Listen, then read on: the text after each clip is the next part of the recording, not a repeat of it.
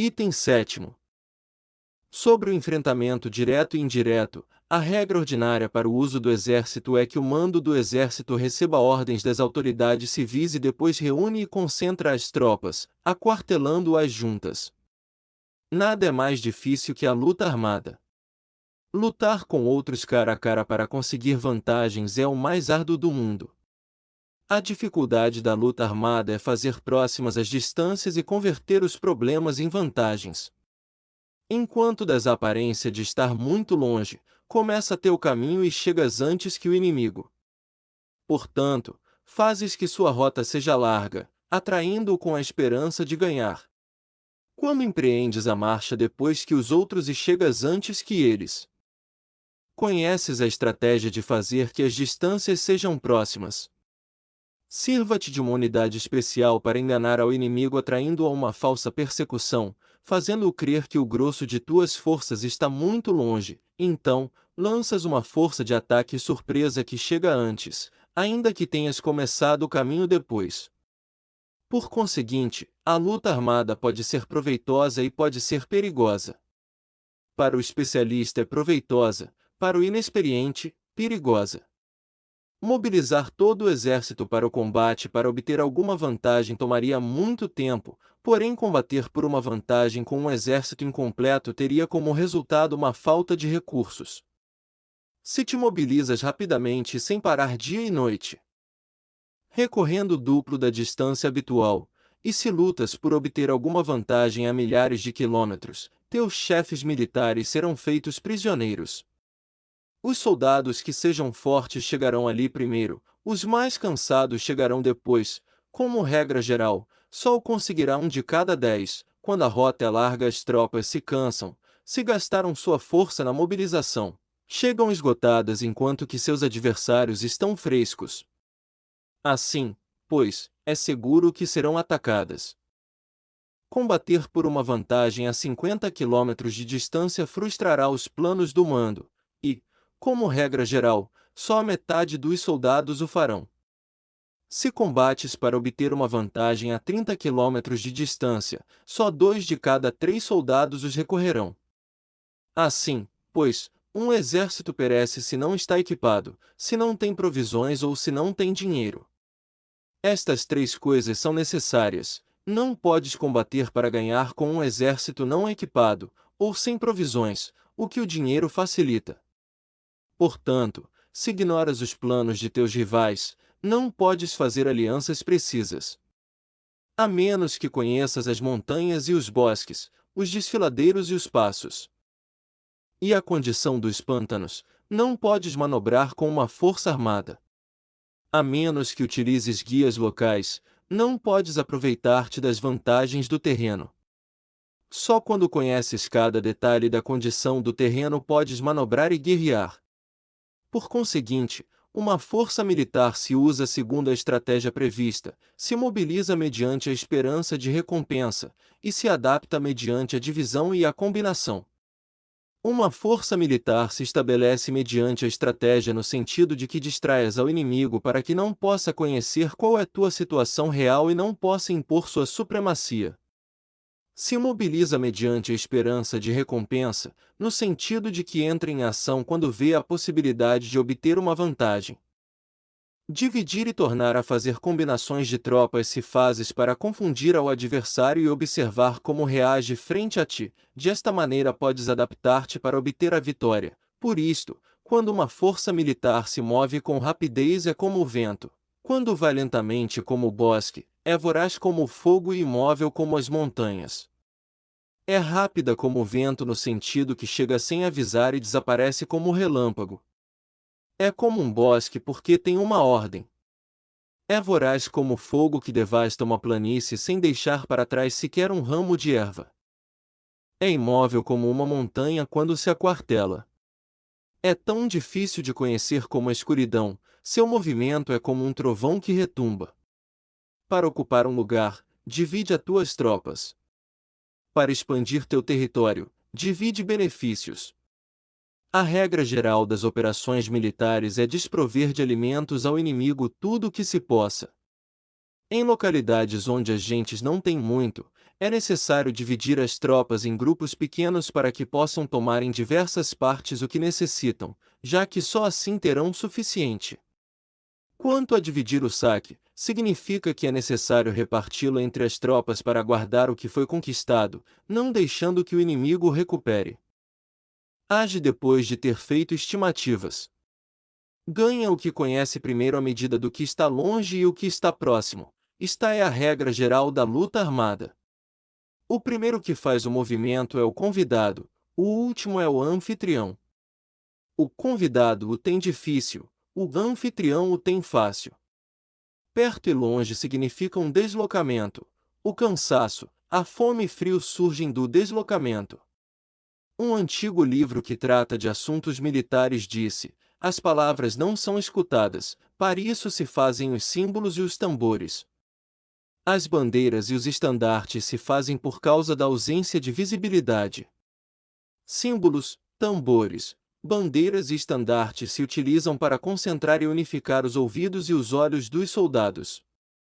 Uma vez que estão unificados, o valente não pode atuar só, nem o tímido pode retirar-se solo. Esta é a regra geral do emprego de um grupo.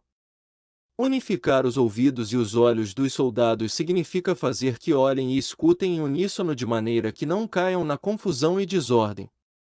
As sinais se utilizam para indicar direções e impedir que os indivíduos vão onde bem quiserem. Assim, pois, em batalhas noturnas, utiliza fogos e tambores, e em batalhas diurnas serve-te de bandeiras e estandartes, para controlar os ouvidos e os olhos dos soldados. Utiliza muitos sinais para confundir as percepções do inimigo e fazer-lhe temer teu temível poder militar. Desta forma, fazes desaparecer a energia de seus exércitos e desmoralizas a seus generais. Em primeiro lugar, deves ser capaz de manter-te firme em teu próprio coração, só então podes desmoralizar os generais inimigos. Por isto, a tradição afirma que os habitantes de outros tempos tinham a firmeza para desmoralizar, e a antiga lei dos que conduziam carros de combate dizia que quando a mente original é firme, a energia fresca é vitoriosa. Deste modo, a energia da manhã está cheia de ardor, a do meio-dia decai e a energia da noite se retira. Em consequência, os especialistas no manejo das armas preferem a energia entusiasta, atacam a decadente e a que se bate em retirada.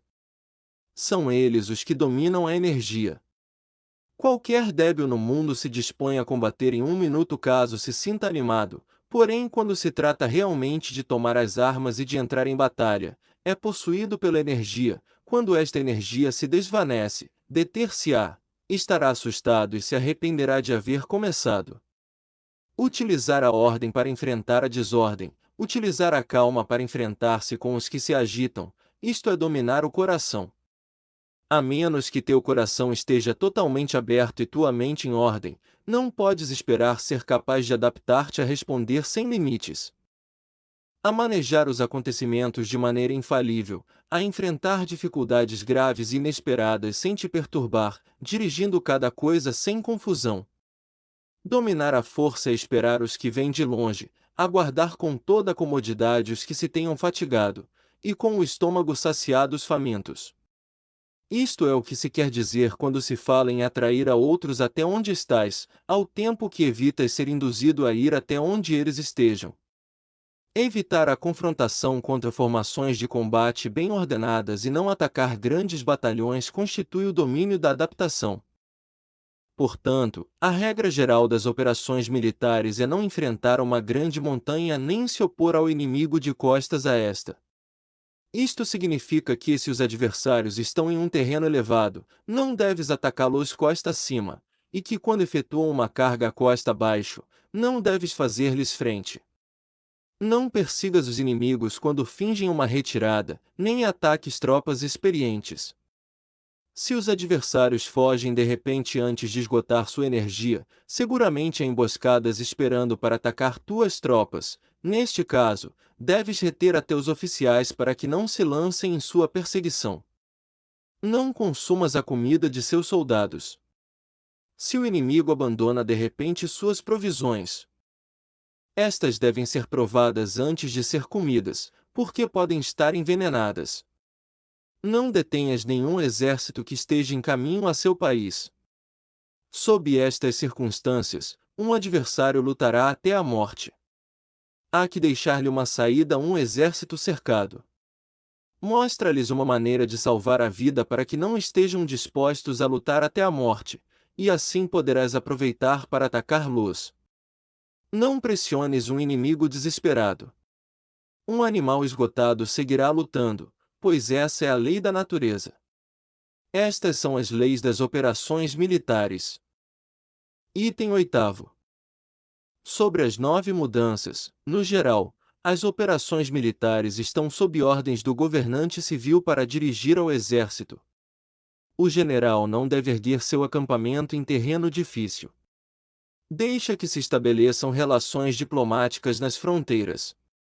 Não permaneças em um território árido nem isolado. Quando te achas em terreno fechado, prepara alguma estratégia e mova-te. Quando te achares em terreno mortal, luta. Terreno fechado significa que existem lugares escarpados que te rodeiam por todas as partes, de maneira que o inimigo tem mobilidade, que pode chegar e ir-se com liberdade, porém a ti é difícil sair e voltar. Cada rota deve ser estudada para que seja a melhor. Há rotas que não deves usar, exércitos que não devem de ser atacados, cidades que não devem ser sitiadas, terrenos sobre os que não se deve combater, e ordens de governantes civis que não devem ser obedecidas. Em consequência, os generais que conhecem as variáveis possíveis para aproveitar-se do terreno sabem como manejar as forças armadas. Se os generais não sabem como adaptar-se de maneira vantajosa, mesmo que conheçam a condição do terreno, não podem aproveitar-se dele. Se estão ao mando de exércitos, porém ignoram as artes da total adaptabilidade, mesmo que conheçam o objetivo a lograr, não podem fazer que os soldados lutem por ele. Se és capaz de ajustar a campanha de modo que mude conforme ao ímpeto das forças, então a vantagem não muda, e os únicos que são prejudicados são os inimigos. Por esta razão, não existe uma estrutura permanente. Se podes compreender totalmente este princípio, podes fazer que os soldados atuem na melhor forma possível. Portanto, as considerações da pessoa inteligente sempre incluem o analisar objetivamente o benefício e o prejuízo. Quando considera o benefício, sua ação se expande. Quando considera o dano, seus problemas podem resolver-se. O benefício e o dano são interdependentes, e os sábios os têm em conta. Por isso, o que retira os adversários é o dano, o que os mantém ocupados é a ação, e o que lhes motiva é o benefício. Cansa os inimigos mantendo-os ocupados e não deixando-lhes respirar. Porém, antes lográ-lo, tens que realizar previamente teu próprio labor. Esse trabalho consiste em desenvolver um exército forte, um povo próspero, uma sociedade harmoniosa e uma maneira ordenada de viver. Assim, pois, a norma geral das operações militares consiste em não contar com que o inimigo não acuda, se não confiar em ter os meios de enfrentá-lo, não contar com que o adversário não ataque, se não confiar em possuir o que não pode ser atacado. Se podes recordar sempre o perigo quando estás a salvo e o caos em tempos de ordem. Permanece atento ao perigo e ao caos enquanto não tenham, todavia, forma, e evita-os antes de que se apresentem, esta é a melhor estratégia de todas. Por isto, existem 5 riscos que são perigosos nos generais. Os que estão dispostos a morrer, podem perder a vida, os que querem preservar a vida, podem ser feitos prisioneiros, os que são dados a apaixonamentos irracionais, podem ser ridicularizados, os que são muito puritanos, podem ser desonrados, os que são compassivos, podem ser perturbados. Se te apresentas em um lugar que com toda segurança os inimigos se precipitarão a defender, as pessoas compassivas se apressarão invariavelmente a resgatar seus habitantes, causando a si mesmas problemas e cansaço.